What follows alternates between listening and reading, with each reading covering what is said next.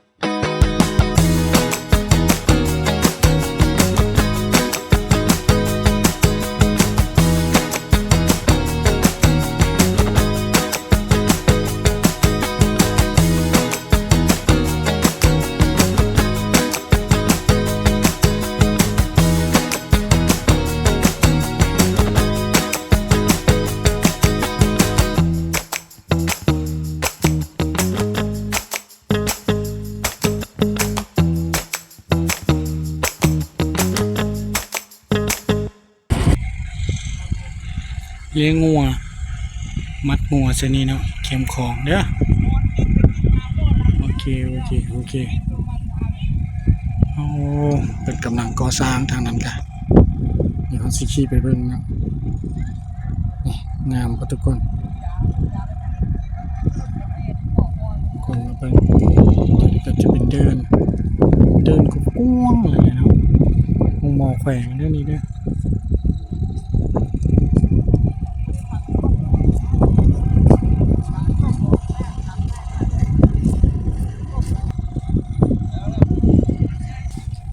กี่แนวถามไปเลยนะว่าขี่รถไปได้บ่เพิ่นว่าขี่ไปได้เนาะเดี๋ยวพอสอนสิพาทุกคนขี่รถไปเบิ่งโซนนั้นเนาะ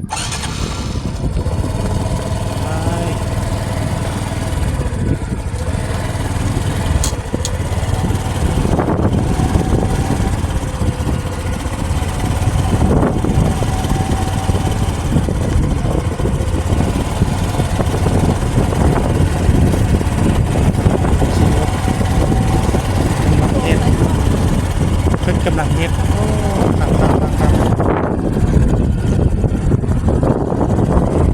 ครับ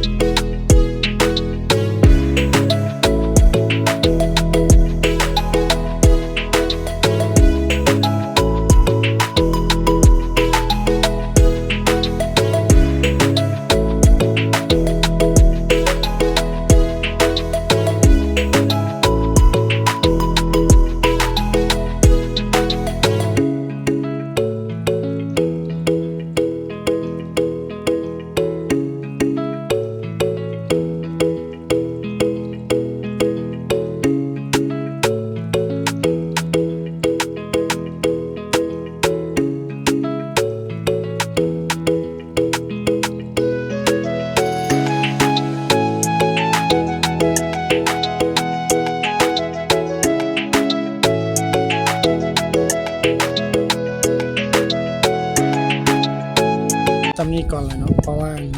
ทางหน้านี่เป็นกำลังก่อสร้างแล้วมีป้ายห้ามผ่านอยู่เนาะแล้วก็สิพาเลาะพาทุกคนรอเบิ่งบรรยากาศซ้ำนี้ก่อนเนาะอันนี้แม่นแคมป์ของที่เพิ่นสร้างใหม่เนาะระยะทางที่สร้างใหม่เกือบจะว่า1 กิโลเมตรหรือว่าหลายกว่านั้นเนาะ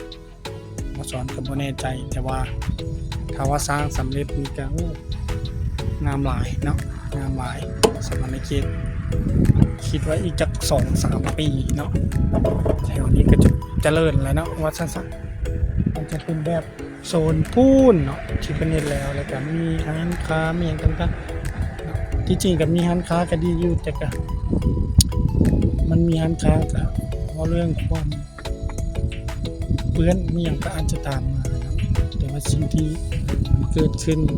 เดี๋ยวนี้ก็คือมีสถานที่ที่ว่าเป็นกันเจือนนี่เพิ่มขึ้นหลายจากเดิมเนาะพอสอนก็บ่ได้มาดนแล้วเข้ามาในเมืองก็เลยว่ามาอัปเดตมาถ่ายบรรยากาศให้ทุกคนเบิ่งนำกันเสียงอาจบ่แจ้งเนาะเพราะว่ามีลมนี่พอสอนจะเอาบรรยากาศเบิ่งตัวนั้นเป็นภูเนาะทางจังหวัดมุกดาหารพุ่นแหละแล้วก็ตัวนี้จะเป็นดอนนี้เนาะพอสอนเคยไปหาปลาเลย 2-3 ปีหลังพอสอนเคยไปกับเพิ่นมีผู้พาไปหาปลาหลายเนาะอยู่ในดอนแถวนี้ไปกวดมองเนาะวานแหกวนมองปัจจุบันก็ยังมีอยู่ประชาชนไปซอกหาปูหาปลานะนี่เป็นเหือหางยาวกองกระสีมัวๆเนี่ยเนาะเพราะว่าเป็นกองจากโทรศัพท์สามารถอัปเกรดให้มันเป็น GoPro ได้งบประมาณยังมีน้อยเนี่ยได้กับฝากเนาะฝากทุกคนนะและเป็นกำลังใจให้เพื่อว่าสิได้มีงบประมาณไปอัปเกรดกองแล้วก็มาถ่ายบรรยากาศงามๆให้ทุกคนเบิ่งช่วงนี้ก็เอาตัวนี้มาก่อนเนาะคิดว่ามันคืบหน้าไปหลายเนาะคืบหน้าไปหลายแล้วก็เป็นสถานที่ท่องเที่ยวเป็นแลนด์มาร์คตัวนึงเนาะของนครไกรสอนสวรรณเขตพวกเรามื้อนี้เอาซ้ำนี้กันเนาะบรรยากาศมาฝากเลยเข้ามาก็ฝากกดไลค์กดติดตามเป็นกำลังใจให้ส่งน้อยๆหน่อยเด้อมื้อนี้มาอัปเดตให้เบิ่งโอเค